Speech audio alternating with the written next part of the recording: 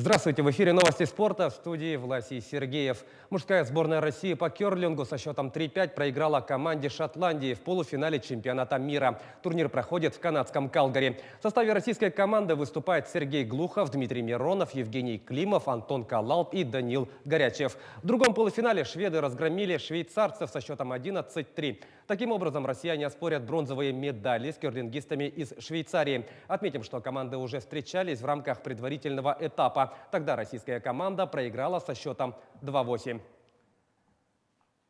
Московский «Локомотив» одержал победу над столичным «Спартаком» в центральном матче 25-го тура Тинькофф российской премьер-лиги. Встреча прошла на РЖД-арене и завершилась со счетом 2-0. Авторами забитых мячей стали Франсуа Камано и Федор Смолов. Железнодорожники продлили победную серию в чемпионате до 6 игр и занимают третье место в турнирной таблице, набрав 46 очков. Спартаковцы идут вторыми, имея в активе 47 пунктов. Лидирует петербургский «Зенит», у которого 54 балла. В следующем туре «Локомотив» дома примет Ростов, а «Спартак» на своей арене встретится с Уфой.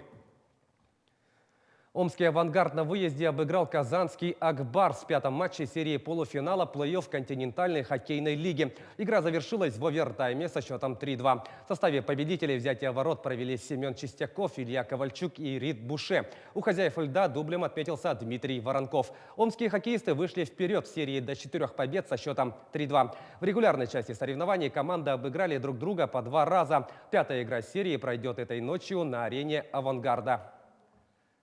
Заброшенная шайба Якова Тренина помогла Нэшвиллу на своем льду выиграть у Далласа в серии буллитов со счетом 3-2 в домашнем матче регулярного чемпионата НХЛ. В составе победителей помимо россиянина взятие ворот провел Райан Эллис. У гостей отличились Руб Хинц и Джейми Олексяк. Победный буллит на свой счет записал Райан Джоханссон.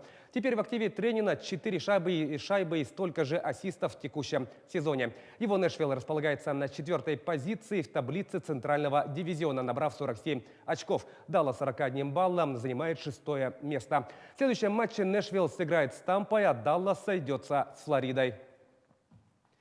Перейдем к событиям якутского спорта. Степанида Артахинова в составе сборной России завоевала бронзовую медаль Гран-при Европы по стрельбе из лука. Соревнования прошли в Турции. Якутянка победила в 3 стартовых спаррингах и вышла в полуфинал турнира, где уступила своей соотечественнице Арине Черкезовой. В борьбе за бронзовую награду она выиграла у россиянки Виктории Бальжановой со счетом 139-136. Напомним, Артахинова является заслуженным мастером спорта, победительницей чемпионатов России, Европы и мира, а также бронзовой призеркой Олимпийских игр в Лондоне. Якутский вратарь мини-футбольного клуба ЛКС Никита Евтушенко признан лучшим игроком ответного матча 1/8 финала Высшей лиги России против Ростова по версии болельщиков.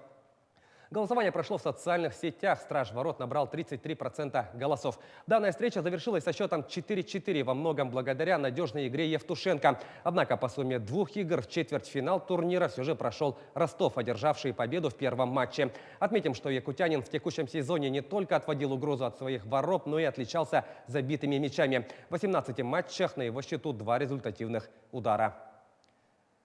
Таковы главные спортивные новости к этому часу. Занимайтесь спортом и будьте здоровы!